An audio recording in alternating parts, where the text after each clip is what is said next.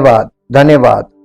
जीवित और महान सामर्थी परमेश्वर, आपका हृदय से धन्यवाद करते हैं कि इस पृथ्वी पर प्रभु समस्त मानव जाति के लिए एक ही परम सत्य है, लेकिन उस सत्य तक मनुष्य अपनी बुद्धि से, अपने तर्कों से, अपनी समझ से, अपनी काबिलियत से, अपने प्रयास से नहीं पहुंच सकता। प्रभु, ये एक ऐसा कटु सत्य है कि जब तक आप किसी को अपने पास आने के लिए उसे खींच ना लें और अपने आप को उस पर प्रकट ना करें तो कोई परमेश्वर को जान नहीं सकता। इस बात के लिए आपका दिल से धन्यवाद करते हैं कि आप बिल्कुल व्यक्तिगत तौर पे एक एक व्यक्ति से साक्षात करना चाहते हैं और अपने वचन के द्वारा ये शुरुआत करते हैं। जिसका मन वचन में लगता है उसी को आप अपने आप को प्रकट करना चाहते हैं, ताकि प्रभु वो जो आपने स्तर बनाया है, प्रत्येक मनुष्य उस स्तर को पार करता हुआ आपकी ओर बढ़ सके और आपकी अद्भुत महिमा का दर्शन प्राप्त कर सके। आदर और महिमा आपको मिले। आपके वचनों के लिए प्रभु जो पवित्र आत्मा के द्वारा हमारे हृदय में प्रकाशित किए जाते हैं, हम आपका धन्यवाद करते हैं और चाहते हैं प्रभु, जिन्होंने आपके वचन को कभी सुना नहीं, उन्हीं को आप अपने आप को प्रकट करना चाहते हैं, जैसा कि आपके वचन में लिखा है। और हम चाहते हैं प्रभु, हम सबका जीवन आपके दर्शनों से परिवर्तित होकर आपकी महिमा के योग्य हो, ताकि आपका नाम महिमा पाए। आदर और महिमा आपको। इस प्रार्थना को प्रभु यीशु मसीह के पवित्र नाम में आमीन। सबको जय मसीह की। हम परमेश्वर का बहुत धन्यवाद करते हैं। आज एक और 5वां रहस्य देखेंगे। पवित्र शास्त्र में जिस रहस्य की बात की गई है वह स्वर्ग के राज्य का रहस्य। जैसा कि प्रभु ने अपने शिष्यों से कहा, मरकुस रचित सुसमाचार 4 अध्याय और उसका 11 पद।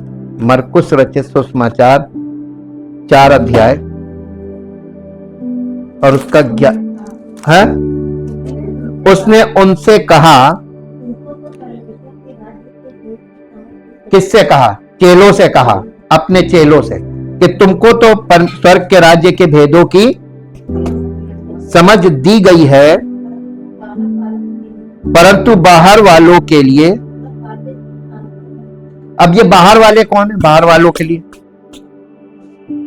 चेलों के अलावा जितने लोग थे यीशु मसीह के समय में भी, तो जो वचन को सुनते थे उसके पास आते थे, उसमें ज्यादातर लोग आप देखेंगे खाने पीने आते। आज क्या होता है? कैसे प्रभु दिखा देता है, हर एक की नियत दिखाएगा, ये खाने का, ये इसलिए आ रहा, सिर्फ कुछ मिल जाए। कुछ लोग भौतिक वस्तुओं की लालच में आते हैं। प्रभु यहां अब लोगों को ये नहीं मालूम कि वो परख रहा है कि आपका आने, और क्यों लोग बॉर्न अगेन नहीं होते, इसमें समय क्यों लगता है? क्योंकि शारीरिक मन शारीरिक बातों में लगता है और लालची होता है। शारीरिक मन सबका लालची है। जब तक आप आत्मिक तौर पर जन्म नहीं लेते और आत्मिक तौर पर परिपक्वता की ओर नहीं बढ़ते, तब तक आपके मन में शारीरिक बातों का, शारीरिक वस्तुओं का लालच रहता है, कहीं से कुछ मिल जाए। कुछ नहीं, आप ज्यादा नहीं, मैं आपको बहुत छोटी छोटी हम सब करके देख चुके हैं। आप एक की रिंग लेकर खड़े हो जाइए, बहुत सस्ती सी चीज है, हर आदमी खरीद सकता है, सड़कों के किनारे बिकता है। एक सस्ता सा की रिंग ढेर सारा लाइए और आप 4 लोगों को दीजिए, देखिए बाकी लोग कहेंगे हमारा, हमें। हाँ, प्रभु परखता है। हमने आपको बताया ना, देकर भी परखता, लेकर भी परखता है। तो इस तरीके की एक्टिविटीज में आप परखे जा रहे हैं। कौन देख रहा? वो देख रहा, तुम्हारे दिल को देख रहा है, और उसके कारण आपका समय बढ़ा देता। नहीं, अभी इसको और डिसिप्लिन में आने दो। जब तक आप 100% डिसिप्लिन में नहीं आते, आपका मन और चित्त परमेश्वर के वचन के लिए एकदम ललायित नहीं होता, तब तक आप बॉर्न अगेन नहीं। बॉर्न अगेन एक ऐसी प्रक्रिया है जो परमेश्वर पर निर्भर करती है, लेकिन उसका दूसरा पहलू है कि परमेश्वर हमको अपना पुत्र और पुत्री क्यों बनाएगा। वो हमारे अंदर क्या ऐसा देखेगा कि वो हमको एक्सेप्ट करे। कुछ चीजें तो वो देखता ही होगा ना। आप किसी को गोद लेना मांगे तो आप भी तो कुछ चीजें देखेंगे ना कि किसको गोद लेना चाहिए। यही चीज है कि परमेश्वर कलीसिया में ये काम करता है, बॉर्न अगेन का काम, लोगों को आत्मिक जन्म देता है और उनको प्रकाशन साफ साफ स्पष्ट दिखने लगता है, समझ में आने लगता है। पढ़े लिखे लोग ना हो चलेगा, परमेश्वर को ये सांसारिक एजुकेशन का कोई वैल्यू नहीं है। परमेश्वर के राज्य में, परमेश्वर के राज्य में परमेश्वर के राज्य की शिक्षा, ये बहुत इंपॉर्टेंट है। और चूंकि हम लोग इतिहास से वाकिफ नहीं है, बाइबल के इतिहास से, इसलिए हम आध्यात्मिकता के फंडामेंटल, या क्या बोलेंगे उसको, फंडामेंटल को क्या बोलेंगे, हाँ, मूलभूत चीजें नहीं जानते कि वास्तव में नए नियम में आपको फंडामेंटल्स नहीं मिलेंगे। फंडामेंटल्स सब ओल्ड टेस्टमेंट में रखा हुआ पिक्चर्स के साथ, और परमेश्वर अपने आप को और अपने विषय में, उद्धार के विषय में सारी चीजें उसने पुराने नियम में दिखा रखी हैं। आपको पवित्र आत्मा वहीं ले जाकर दिखाएगा, ताकि आप ये समझें कि परमेश्वर मनुष्यों को कितनी अच्छी तरीके से पहचानता है, दिल से पकड़ता है। यहां से सारी चाहत आपके दिल में है। यहाँ पे क्या लिखा है, तुम्हें परमेश्वर के राज्य का रहस्य जानने की अनुमति दी गई है। ये दूसरे वर्जन में हम हिंदी में पढ़ रहे हैं। ये अपने चेलों से कह रहा था कि तुमको स्वर्ग के राज्य को जानने की अनुमति दी गई है। अनुमति का मतलब क्या होता है, परमिशन। चेलों को परमिशन दी गई थी कि तुम स्वर्ग के राज्य को देख सकते हो, उसको जान सकते हो। लेकिन चेलों के अलावा, जो यीशु मसीह के साथ हर समय रहते थे 24 घंटे, उनके अलावा किसी को बताइए कि स्वर्ग के राज्य के बारे में कुछ समझ में आया उस समय में? आज बताइए, आज तो उसका चेला ही नहीं मिलेगा आपको कोई। सच्चा चेला मिला तब समझिए आपको पवित्र आत्मा उसके द्वारा आपको स्वर्ग के राज्य की समझ देगा। वो भी आप ग्रहण करोगे तो आपकी मर्जी पे हो गया। परमेश्वर की मर्जी उसने आपके सामने रख दी, अब आपकी मर्जी एक्सेप्ट करो या रिजेक्ट करो। तो ज्यादातर लोग वचन को क्या करते हैं, छट रहे खुद ही आपका स्वभाव ऐसा है कि आप खुद ही छट जाते हैं। परमेश्वर नहीं छाट रहा, आप अपनी प्रवृत्ति, अपनी प्रकृति के कारण छट जाते, और ये नुकसानदेह। इसलिए पवित्र आत्मा वचन के द्वारा आपको जागरूक करने के लिए सत्य खोलता है। परमेश्वर के राज्य से वही अभिप्राय है जो स्वर्ग के राज्य से है, अर्थात आत्मा की शक्ति द्वारा हृदय में स्थापित आंतरिक राज्य। स्वर्ग का राज्य या परमेश्वर का राज्य हृदय में स्थापित होता है, ये बाहर नहीं होता। ये हमेशा याद रखिएगा, ये अंदर का है। वो राज्य जो हमेशा हमेशा के लिए स्थिर रहेगा और जब समय नहीं रहेगा तब भी बना रहेगा। इसे प्रभु रहस्य कहते हैं, और इसीलिए स्वर्ग का राज्य एक रहस्य है जो किसी को कभी दिखाई नहीं देगा। तभी तो यीशु मसीह ने मत्ती 14 में क्या कहा था अंत के दिनों के लिए, कि देखो अंत के दिनों में अफवाहें उड़ेंगी। मसीही जगत में लोग मालूम क्या करेंगे, कलीसियाओं में लोग ये अफवाहें फैलाएंगे कि लोगों को पकड़ के लाओ तो कहेंगे देखो वहां है, देखो वहां है, उस कोठरी में है। ऐसे करके ये अफवाहें चलेंगी भी, देखिएगा बहुत चलेंगी। क्या रे देखो प्रभु वहां है, प्रभु वहां है, प्रभु वहां है। तो कहना तुम चले मत जाना और धोखा मत खाना, क्योंकि मैं तो तुम्हारे अंदर होऊंगा ना। तो प्रभु अंदर रहेगा, उसका राज्य आपके अंदर होना चाहिए, तो आप बाहर क्यों भाग रहे हैं? ये जितने बाहरी दिखावा वाले मसीही हैं, जो अपने आप को मसीही कहते हैं और हैं नहीं परमेश्वर की नजर, ये सब इधर उधर भागेंगे। ये को इधर मीटिंग उधर मीटिंग, ये कन्वेंशन वो कन्वेंशन, ये इसी में लगे रहेंगे। प्रभु कहता बिजी रहो, तुमको तो वह राज्य चाहिए नहीं, तुम्हें अपनी एक्टिविटीज में बिजी रहो, बिजी।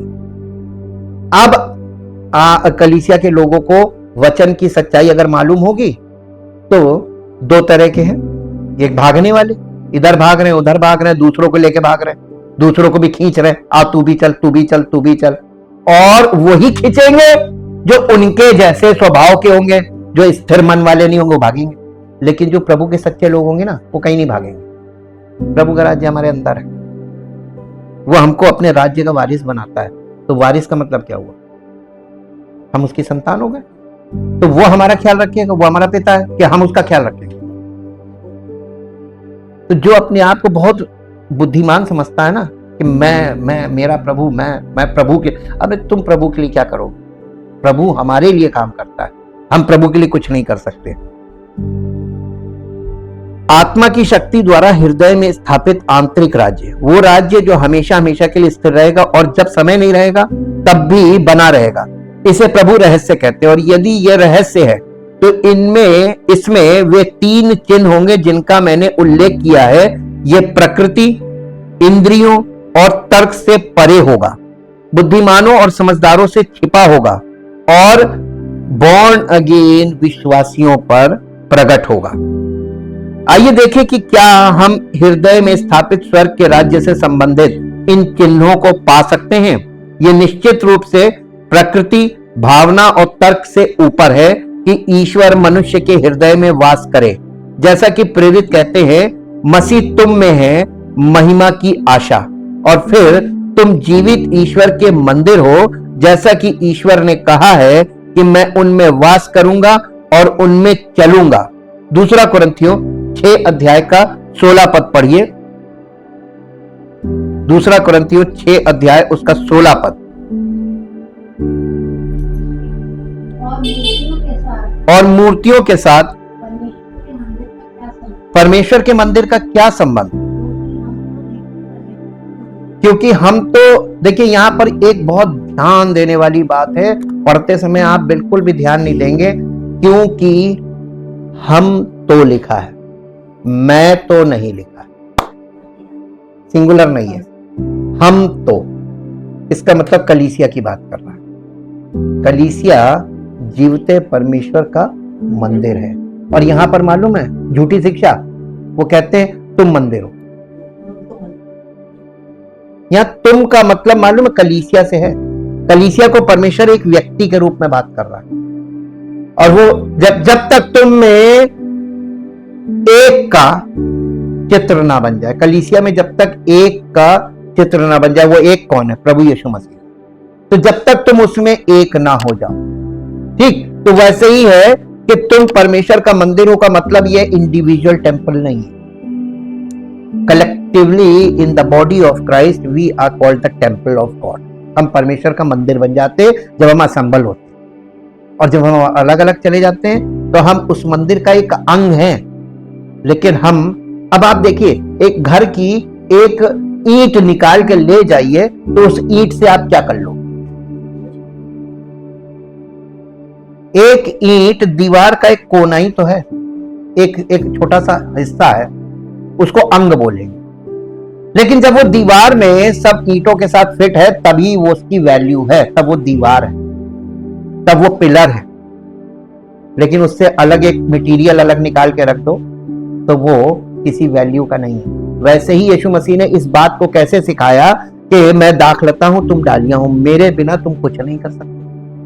तो कलीसिया को यह दर्शन क्यों नहीं समझ में आया कि अगर प्रभु हमारे साथ नहीं है तो हम उछल कूद तो कर सकते हैं, शोर मचा सकते हैं, पैसे से हम अच्छा पीए सिस्टम खरीद के बढ़िया बढ़िया गाने और प्रदर्शन करवाएं, अच्छे अच्छे बोलने वालों को खड़ा करते वो बोले। अब पवित्र आत्मा नहीं है तो क्या होगा बताइए?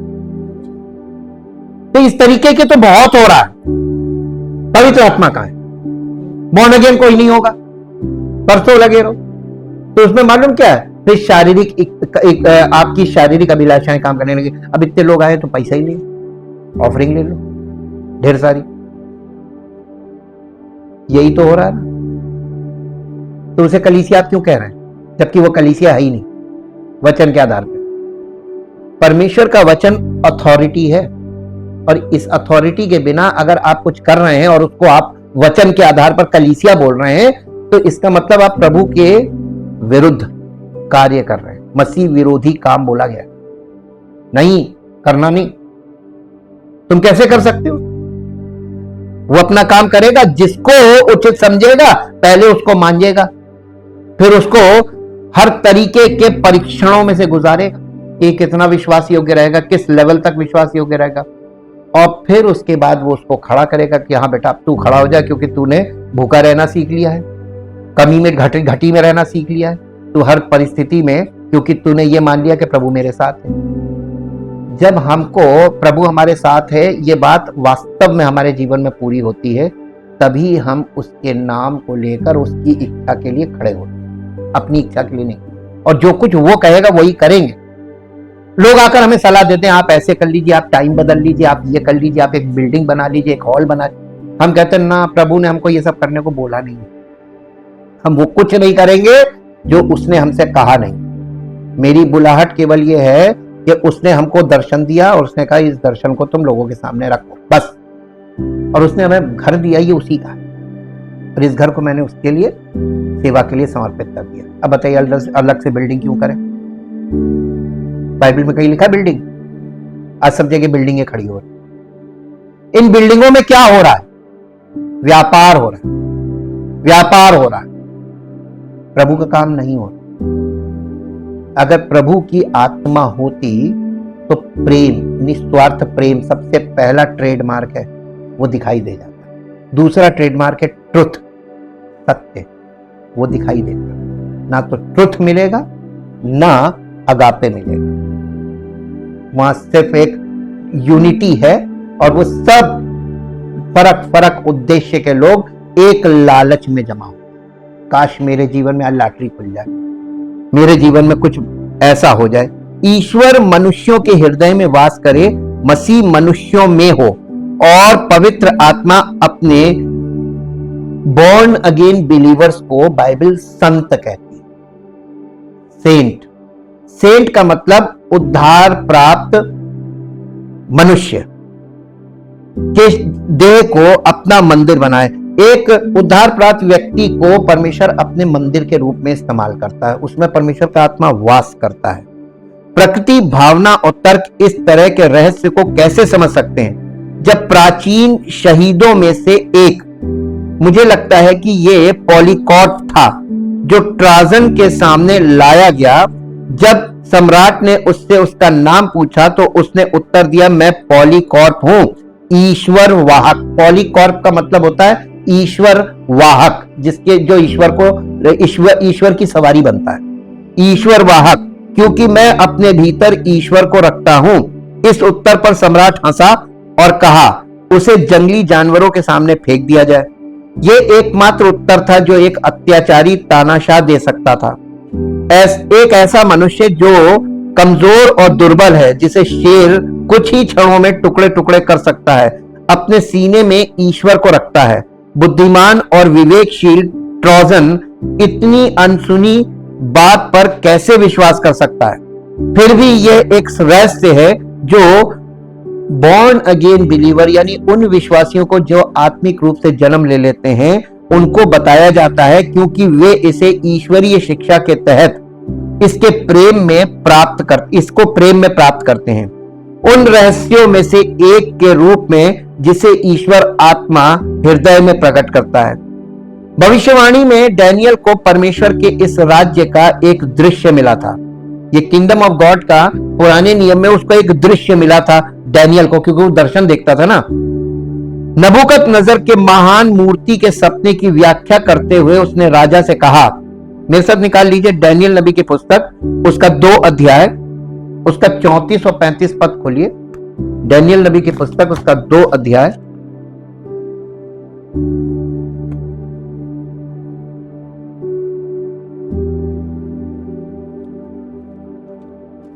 डैनियल 2 अध्याय, उसका 34 और 35 पद।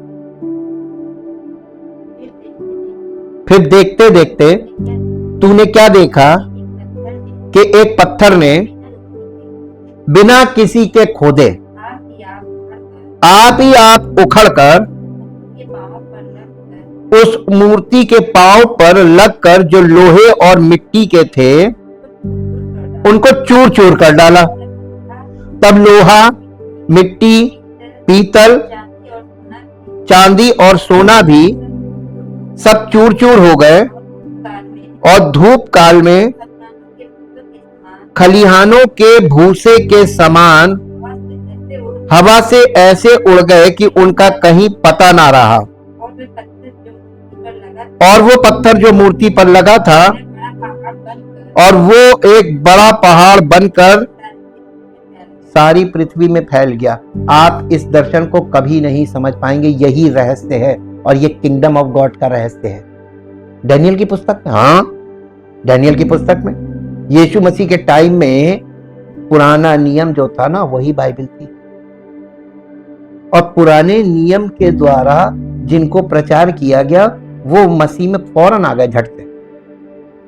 लेकिन आज नया नियम आने के बाद यूं नहीं रहेंगे लोगों, क्योंकि पुराना नियम पढ़ते, नए नियम में ये राज लिखा हुआ है कि पुराना नियम पढ़ते समय आज भी उनके हृदय पे पर्दा पड़ा। क्या दर्शन कहां से मिलेंगे? पर्दा, वहां पे पर्दा पड़ा हुआ हृदय पे, तो आपके सारे दर्शन लपेटी मोहर बंद की हुई पुस्तक के सामने। आप एक किस पुस्तक मानते हैं इसको? ये बाइबल पुस्तक नहीं है, ये दर्शनों की पुस्तक, इसमें सारे दर्शन है। अब यहां पर देखिए कि ये नबूकदनेस्सर जो बादशाह है, ये एंटी क्राइस्ट का प्रतीक है बाइबल में, मसीह विरोधी का। और इसने क्या किया? इसको बहुत बड़ा राज्य परमिशन ने दिया, सुपर पावर। मैंने आपको बताया सबसे पहला सुपर पावर यही था। सुपर पावर का मतलब होता है दुनिया के सब राष्ट्रों के ऊपर प्रधान। इसको ग्लोबल गवर्नमेंट में हम बोलते हैं head of the all governments of the world. सारी दुनिया की सारी सरकारों के ऊपर जो मुखिया होता है उसी को सुपर पावर कहा जाता है। आज के समय में कौन है प्रधान? Super power. सारी दुनिया की सारी सरकारों के ऊपर कौन प्रधान है? अमेरिका। देखते जाइए, आपको बेबीलोन समझ में आ जाएगा। बेबीलोन का मतलब होता है सुपर पावर, ठीक, जहां से पूरी दुनिया को, उनके कल्चर को प्रभावित किया जाता है, बेबीलोन। उसने एक सपना देखा राजा ने, और उसके बाद उसका अर्थ कौन बता रहा है? सपना भी बता रहा है, सपने का अर्थ भी बता रहा है डैनियल को परमेश्वर ने वरदान दिया था कि वो परमेश्वर भेदों का खोलने वाला है। तुमने देखा, डैनियल ने राजा से कहा, तुमने देखा कि बिना हाथ के एक पत्थर उखड़ गया और उस मूर्ति के पैरों पर लगा जो लोहे और मिट्टी के थे, और उन्हें टुकड़े टुकड़े कर दिया। तब लोहा, मिट्टी, पीतल, चांदी और सोना सब टुकड़े टुकड़े हो गए और धूप काल के खलिहानों की भूसी के समान हो गए, और हवा उन्हें उड़ा ले गई और उनके लिए कोई जगह नहीं मिली। और मूर्ति पर लगा पत्थर एक बड़ा पहाड़ बन गया और पूरी पृथ्वी पर फैल गया।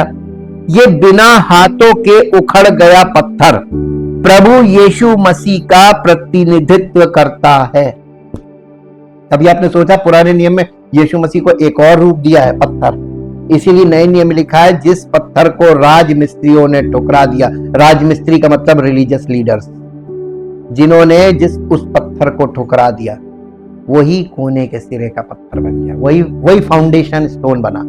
उसी के ऊपर सत्य की नींव रखी हुई, वो सत्य की नींव बन गया। अब जहां वो नहीं है, उस रिलीजन में सत्य नहीं है, क्योंकि किसी रिलीजन में सत्य नहीं। अगर सत्य देखा जाए, आप जब बहुत गहराई में उतरते ना, तो आपको एक एक लेयर क्लियर हो जाएगी, एक एक लेयर। रिलीजन के अंदर जो भावना छिपी हुई है, वो भावना बिल्कुल अलग है, जिसे आज के युग में लोग रिलीजन बोलते हैं। अगर आप IAS PCS की पढ़ाई करें तो वहां पे उसको बोला जाता है कल्चर। वो एक कल्चर है, और परमेश्वर कल्चर से प्यार करता है। लेकिन रिलीजन, अपना रिलीजन बना लेना, अपना ईश्वर गढ़ लेना, किसी को भी ईश्वर करके मान लेना, यहां पे इंसान वो 10 आज्ञाओं का उल्लंघन करता है। उसके परिवार में, उसके समाज में, उसकी कम्युनिटी में आपको प्रेम, निस्वार्थ प्रेम और वो एकता नहीं मिलेगी जो आत्मिक एकता होती है। आत्मा में प्रभु एक करता है। वहां पर सब अपना अलग अलग विचार रखेंगे, सब अलग अलग बातें बोलेंगे, तो वहां पर जहां फूट होगी वहां कभी एक हो ही नहीं सकते। अब बताइए किस कम्युनिटी के अंदर एक है सब? आप हर कम्युनिटी में जाइए, वहां अंदर से सब टूटा मिलेगा, सब एक दूसरे के विरोध में बातें कर। बाबुल की मीनार देख लीजिएगा, जहां पे वहां क्या हुआ था, परमेश्वर ने वहां पर उनकी भाषा में गड़बड़ी डाल दी, अंडरस्टैंडिंग ऐसा कर दिया कि वो बोल कुछ रहा, वो समझ कुछ रहा। आज देखिए सारी कम्युनिटी में वही प्रॉब्लम, किसी की अच्छी बात को भी वो गलत, आपने ऐसा क्यों बोल दिया, आपने तो बड़ा गलत काम कर दिया। अब उसकी भावना सही थी, उसने जो बात बोलना वो चाह रहा था, उसकी मूल भावना से हट के उस शब्दों पे ही फंस गए। तुमने ऐसा क्यों बोल दिया, तुमने बेअदबी कर दी, इन्हीं बातों को लेकर बवाल। यहां पर यह चीज दिखाई गई है कि ये बिना हाथों के उखड़ गया पत्थर प्रभु यीशु मसीह का प्रतिनिधित्व करता था और उसके राज्य को दर्शाता था, जो कि सभी पूर्ववर्ती खंडहरों पर खड़ा होना था। यानी प्रभु परमेश्वर का राज्य जो है वो फाउंडेशन से होता हुआ आ रहा है, अचानक से कुछ नहीं हुआ। तो बाइबल में आपको बताया कंटिन्यूएशन में बात करती है। आप आगे का पढ़िए और पीछे का कुछ ना मालूम हो, आप किसी नतीजे पे नहीं पहुंचेंगे और आपके जीवन में कोई परिणाम नहीं आएगा। आज लोग क्या कर रहे हैं?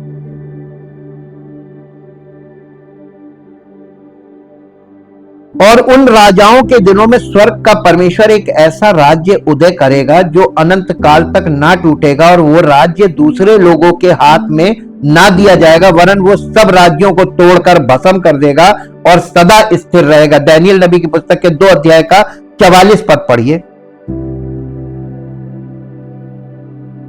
44।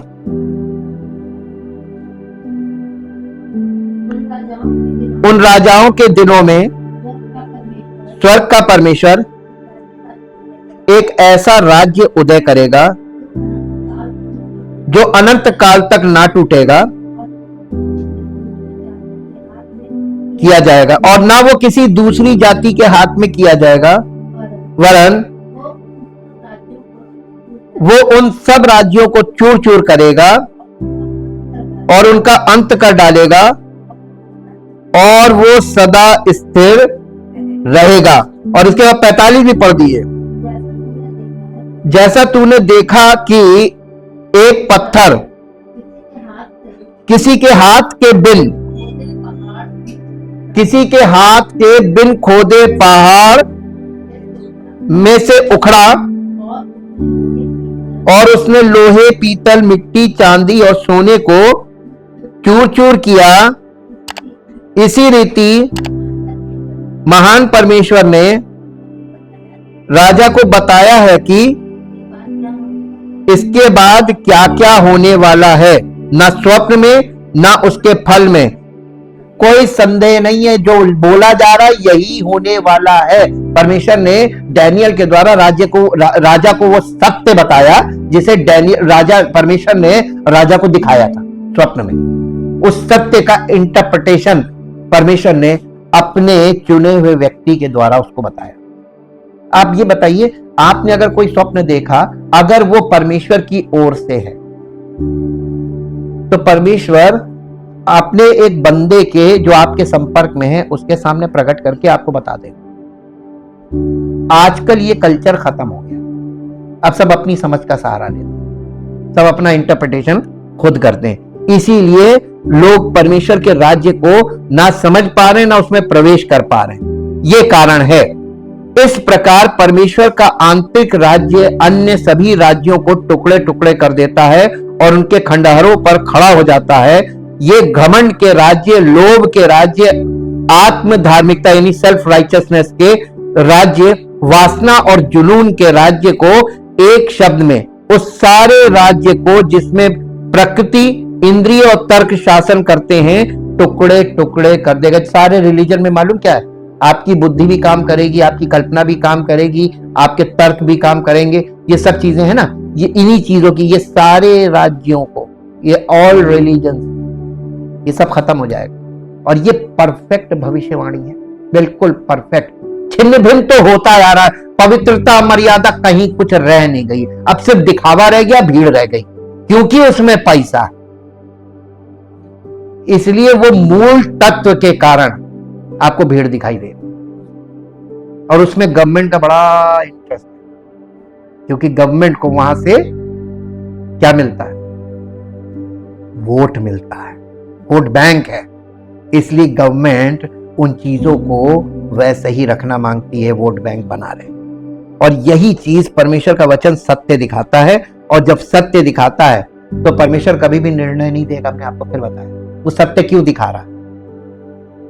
पहली चीज, वो सत्य उसके सामने खोलता है जो निर्णय लेने को तैयार, जिसका दिल निर्णय लेने के लिए तैयार है कि नहीं, मैं परमेश्वर को ग्रहण करूंगा, उसके वचन के आधार पर मैं इस साइड नहीं जाऊंगा, मैं परमेश्वर की तरफ जाऊंगा। वो निर्णय आपको सत्य क्यों प्रकट कर रहा है? ताकि आप निर्णय लो।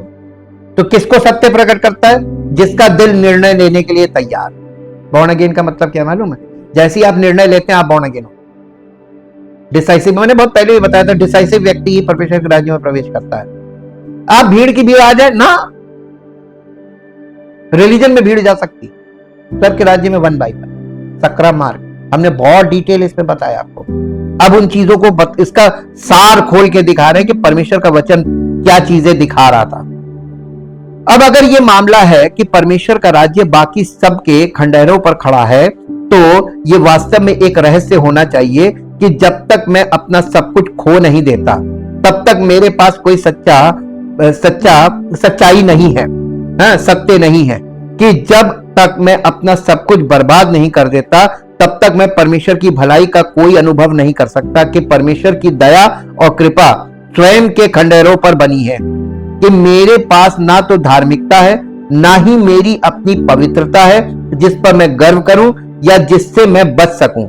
कि स्वर्ग का राज्य इस तरह से प्राणी के मलबे पर बनाया जाना चाहिए, वास्तव में एक रहस्य है जिसे प्रकृति, इंद्रिय और तर्क समझ नहीं सकते। ये वास्तव में एक रहस्य है जो बुद्धिमान और विवेकशील लोगों से छिपा हुआ है, लेकिन ये एक ऐसा रहस्य है जो परमेश्वर की आत्मा द्वारा बॉर्न अगेन बिलीवर्स को बताया जाता है। आत्मा के द्वारा उनको बताया जाता है जो बॉर्न अगेन होते हैं, उनके पास आत्मा का अभिषेक होता है, वो खट से एक्सेप्टेड हो जाता है। ये समझ लीजिए परमेश्वर क्लोज सर्किट में काम कर रहा है, बिल्कुल क्लोज सर्किट में, और बाकी लोग केवल सुन सकते हैं और इसके बाद कुछ बूझ नहीं पाएंगे। यही तो यीशु मसीह कह रहा है, मैं दृष्टांतों में इसलिए बातें करता हूं कि जो परमेश्वर के लोग होंगे वो खट से निकल के इधर आ जाएंगे, बाकी बैठे रहेंगे, कोई जू नहीं रहेंगे। बॉर्न अगेन परमेश्वर की संतानों को बताया गया है, और मैं उनके अनुभव से अपील कर सकता हूं। क्या हम कभी भी मसीह में ईश्वर की कृपा के बारे में कुछ भी जानते हैं जब तक कि प्रकृति नष्ट नहीं हो जाती, यानी हमारा स्वभाव?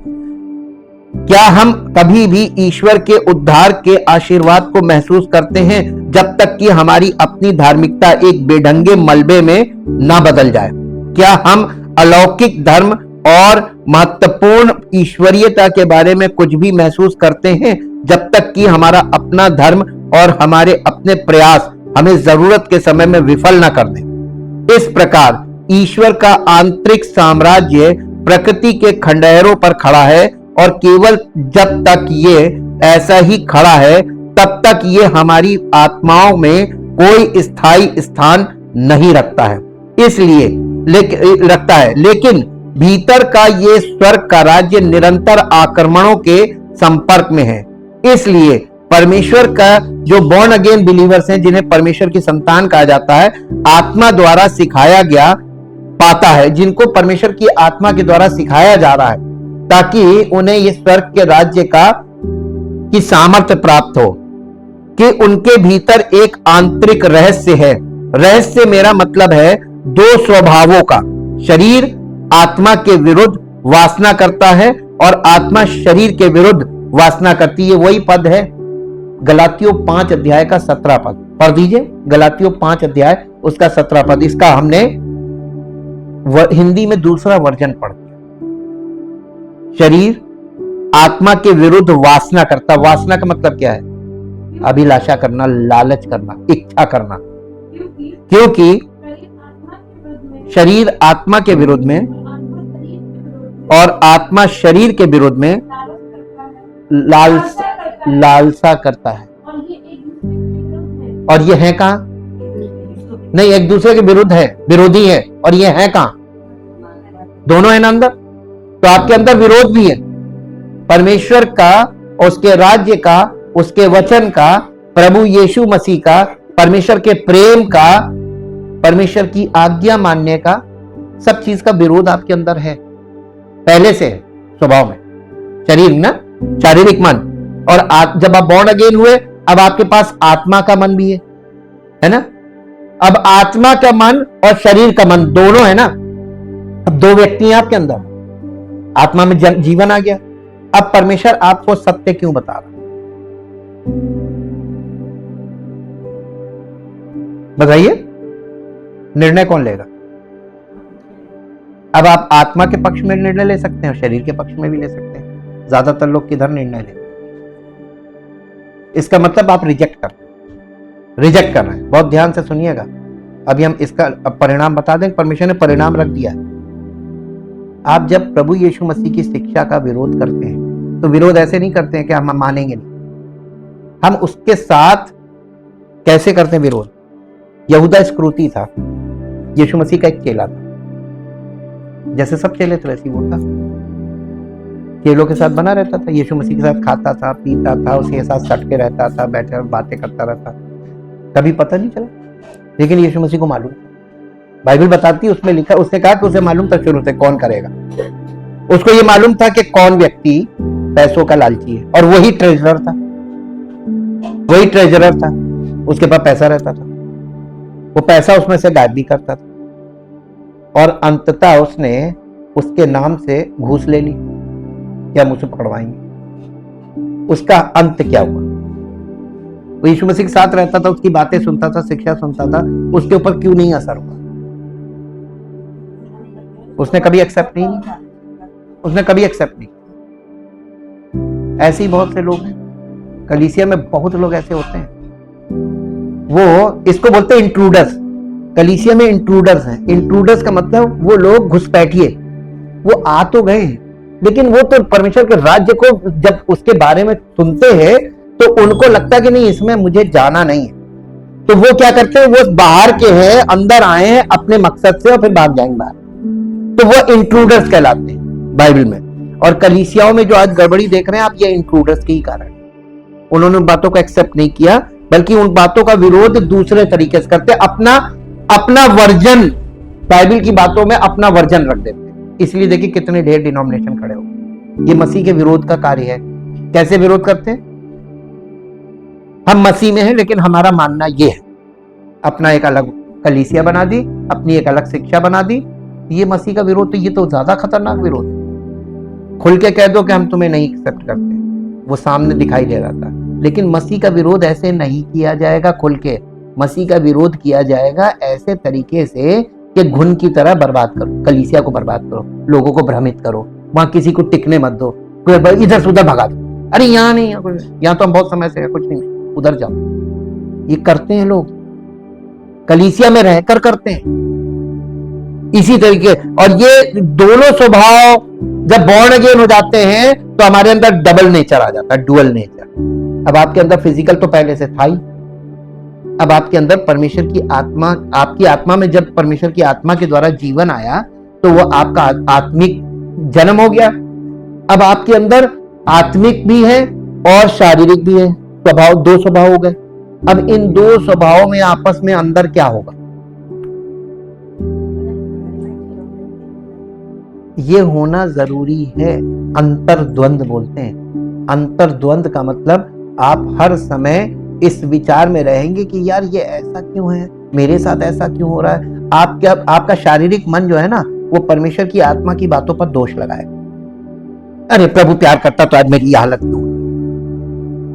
अरे प्रभु हमसे प्यार कहा करते, देखो सबको मिल रहा, हमको कुड़कुड़ाते ना। ये कौन कुड़कुड़ा रहा? आपका शारीरिक मन। और आप परीक्षा में फेल हो रहे हैं, कब तक होंगे? जो पास नहीं होगा इस मन की लड़ाई में, आत्मा जीतेगा तो आत्मिक, शरीर जीतेगा तो शारीरिक। शारीरिक और आत्मिक अलग अलग ऐसे होंगे। और ये काम कैसे होगा? वचन के।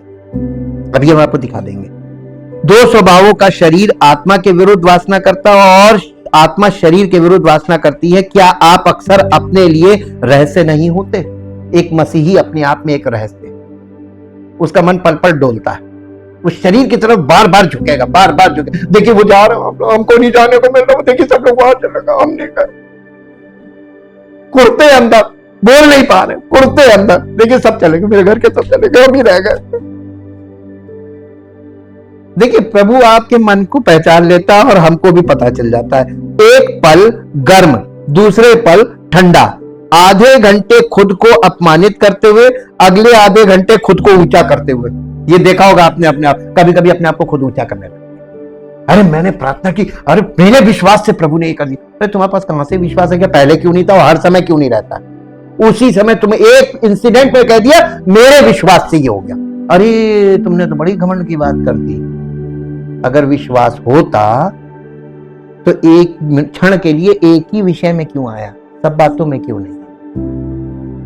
फंस गए घमंड। एक पल में अपमानित करते हुए, हमने बोला नहीं जब कुछ हो जाए अच्छा तो जयकारे लगेंगे और कुछ नहीं तो रोने लगेंगे। और हर हफ्ते देख लीजिए आप ये हिचकोले हो रहे हैं। अब रहस्य खुल रहा है ना परमेश्वर के राज्य में, ये रहस्य आपको दिखाई देगा। आज अपने होठों तक देखिए तो दुनिया से प्यार करते हुए और खुद को ऊंचा करते हुए और उससे भरे हुए, दुनियावी बातों से भरे हुए, हाँ, शून्य में गिरा हुआ, शर्म और भ्रम में ढका हुआ, अपने कमरे से बाहर निकलने से पहले अपने घुटनों पर नीचे जाने से पहले गर्व और आत्म महत्व से भरा हुआ, दुनिया को तुच्छ समझना और एकांत में यीशु के प्रेम के एक स्वाद के लिए इसे सब कुछ त्यागने को तैयार होना, व्यवसाय में होने पर इसे दोनों हाथों से पकड़ने की कोशिश करना। आप कितने रहस्य हैं, प्रेम से छुआ हुआ और शत्रुता से डंक मारा हुआ, थोड़ी सी बुद्धि और बहुत सी मूर्खता रखते हैं, सांसारिक विचार रखते हैं परंतु स्वर्ग की लालसा रखते हैं, आगे बढ़ते हैं परंतु पीछे रह जाते हैं, आलसी तो है परंतु हिंसा से राज्य लेते हैं। यह है इंसानों की दशा। ये दशा क्योंकि परमेश्वर का राज्य रहस्यमयी है। रहस्यमयी ये है कि आप इसको कभी किसी को दिखा नहीं सकते और ना ही इसका खुल के वर्णन कर सकते, शब्दों में इसको बयान नहीं कर सकते, लेकिन ये आपके जीवन से प्रगटीकरण द्वारा दूसरे को दिखे। आप यीशु मसीह के बारे में किसी को कुछ बताने की इच्छा रखते हैं और यीशु मसीह कहता बताने की इच्छा मत रखो, मैं तुम्हारे जीवन से अपने आप को प्रकट करने की इच्छा रखता हूं। अब आप बताइए आप क्या करेंगे? उसके लिए तो प्रभु हमें आपके सामने पूरी तरीके से समर्पण करना होगा, तभी आप हमें हमारे जीवन से अपने आप को प्रकट करेंगे। और जब आप हमारे जीवन को अपने हाथ में लेंगे तो आप पहले उस पर देखिए, आप कोई चीज अपने मन मुताबिक इस्तेमाल करना मांगते हैं। आप अपनी गाड़ी को अपनी इच्छा के अनुसार चलाते हैं, है ना? कंपनी कहेगी इतनी स्पीड रखना, 40 से ऊपर ना चलाना, और लोग खरीदते ही और जैसे ही बाहर निकलते वैसे ही 60-70, है ना? और इसी में एक्सीडेंट भी हो जाता है, फिर क्लेम भी ठोक देते हैं। आप देखिए, आप परमेश्वर के हाथ में अपने आप को देंगे तो परमेश्वर सबसे पहले आपको क्या करेगा? नहीं, कंट्रोल में नहीं। देखिए, परमेश्वर कभी किसी को पादरी नहीं बनाता। बाइबल में कहीं पादरी बनाने का कोई विषय में कुछ लिखा नहीं है। परमेश्वर हमें पुत्र बनाता है। आज आपको पादरी सब मिल जाएंगे, पुत्र कहां है? अब परमेश्वर के पुत्र हमें उसने अपना बेटा बनाया, अपना बेटा देकर हमको बदले में, जब हमने उस पर विश्वास किया तो हमको अपने संतान बनाए। संतान का मतलब क्या हुआ? परमेश्वर के परिवार में जन्मा बच्चा और परिपक्व होकर हम उसके पुत्र बन गए आत्मिक रूप से। तो जब वो अपना पुत्र बनाता है तो पास्टर बनना है कि पुत्र बनना है? आज क्या दर्शन दिया जा रहा है कलीसियाओं में लोगों को? क्या बनाया जा रहा है? क्यों? बाइबल में तो कहीं नहीं लिखा पास्टर बनाओ। हम परमेश्वर के पुत्र बने, पहले संतान बने, फिर आत्मिक परिपक्व होंगे तब पुत्र बनेंगे। और जब पुत्र बनेंगे तो प्रभु यीशु मसीह के स्वरूप में हुए होना चाहिए हमारा स्वभाव। तो हमारा स्वभाव प्रभु यीशु मसीह के स्वरूप में नहीं है तो हम क्या बने? हम बनना चाह रहे हैं और वो हमें बनाना चाह रहा है। आप बताइए इसमें अंतर क्या है? आप खुद बन पाएंगे? आप पास्टर बन के रह जाएंगे, वो भी ढंग का नहीं, क्योंकि वो शब्दों को पढ़ेगा। और जब वो पुत्र बनाएगा ना तो सामर्थ होगी, पुत्र का आत्मा काम करेगा। और उसके चेलों को देख लीजिए, सबके द्वारा परमेश्वर की सामर्थ ने काम किया। जैसा लग रहा था प्रभु यीशु मसीह काम कर रहा है, चेलों के द्वारा भी, और उससे भयानक काम किया। पौलुस के द्वारा तो उससे भी भयानक काम। वो सेवकाई आज क्यों नहीं दिख रही? क्योंकि उस मूल के लोग अब नहीं है, ना वैसी शिक्षा है, क्योंकि पवित्र आत्मा नहीं। तो किस चीज की कमी आज है कलीसियाओं में? पवित्र आत्मा की। लेकिन अगर पवित्र आत्मा, अब ये देखिए कि जहां नहीं है वहां छोड़ दीजिए, जहां है वहां पर लोगों की हालत देखिए। पवित्र आत्मा का आदर कर रहे हैं? इसका भी रहस्य हम दिखाएंगे, बाइबल से ही दिखा देंगे। सारी कहानी पिक्चर के रूप में रखी हुई है, और जब तक पिक्चर क्लियर नहीं होती तब तक आप कहीं नहीं पहुंचे हैं। आपने एक चीज देखी होगी, पुराने समय में, पता नहीं अब आता है कि नहीं, पजल्स आती थी। एक चित्र होता था, बच्चों के लिए आता था, और उसमें वो पीसेस में होता था। उसको डिसमेंटल कर दीजिए, फिर बच्चे से कहा जाता था उसका चार्ट रख के कि ये पिक्चर इसको बनाओ, पजल को जोड़ के, और उसके पीछे नंबर्स लिखे होते थे क्लू के लिए, ताकि बच्चा देखकर जोड़ ले। अगर मान लीजिए पीछे नंबर ना लिखे हो, बच्चों के लिए नंबर लिखे जाते हैं। हमको एक ऐसी पजल दी गई है, एक ऐसी पिक्चर दी गई है पजल के रूप में, जिसको अलग अलग टुकड़ों में ऐसे करके रखा गया है बाइबल में। अब इसको टुकड़ों को जोड़ना है ताकि वो बड़ी पिक्चर क्लियर हो जाए। तो जोड़ने का काम कौन करेगा? बिना पवित्र आत्मा, बिना सहायक के करके दिखा दी। हम में से कोई नहीं, मैं भी नहीं कर सकता, हम लोग सब एक ही मूल से हैं। लेकिन पवित्र आत्मा जब आता है ना, तो उन टुकड़ों को आपस में जोड़ के आपको पूरी पिक्चर दिखा देता है, और फिर उसके बाद डिसमेंटल करता है, कहता है इसकी प्रैक्टिस करो। वो हमसे यही प्रैक्टिस कराता है, और जब हम प्रैक्टिस करते करते करते करते जितनी पिक्चर क्लियर हो जाती है, हम शेयर करते हैं, ये देखो ये क्लियर हो गया, हालेलुया। आपको पिक्चर पूरी क्लियर होनी चाहिए। पूरी बाइबल में एक ही पिक्चर है, एक ही उद्देश्य है, परमेश्वर का राज्य और समस्त मानव जाति को पाप और पतन से उसने ये कॉल दे दी है कि जो कोई चाहे वो मेरे पास आए। पुत्र के द्वारा वो आपको पुत्र बनाएगा और अपने राज्य का वारिस बनाएगा। Thank you, thank you, thank you. जीवित तो महान सामर्थी परमेश्वर, हृदय से आपका धन्यवाद करते हैं आपके पवित्र वचनों के लिए, जो पवित्र आत्मा के द्वारा हमारी आत्मा में प्रकट किए जा रहे हैं, ताकि प्रभु हम सबकी आत्मा में आपके राज्य की स्थापना हो, और हमारा जीवन आपकी महिमा का कारण बने, और सारा आदर सारी महिमा आपको मिले।